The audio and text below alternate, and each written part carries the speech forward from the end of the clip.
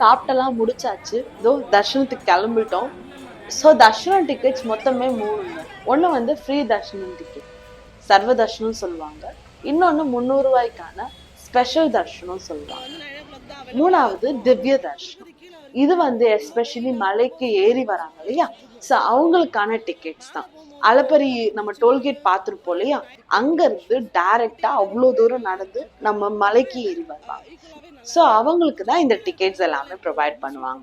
Free தர்ஷனத்துக்கு tickets ஒன்றும் தேவையில்லை, but இருந்தாலும் ரொம்ப நேரம் வெயிட் பண்ற மாதிரி இருக்கும். ஆல்மோஸ்ட் ஒரு 6 to 7 hours கிட்ட, அட்லீஸ்ட் 1 டேயாவது வெயிட் பண்ற மாதிரி ஆயிடும் இந்த ஃப்ரீ தர்ஷனத்துல.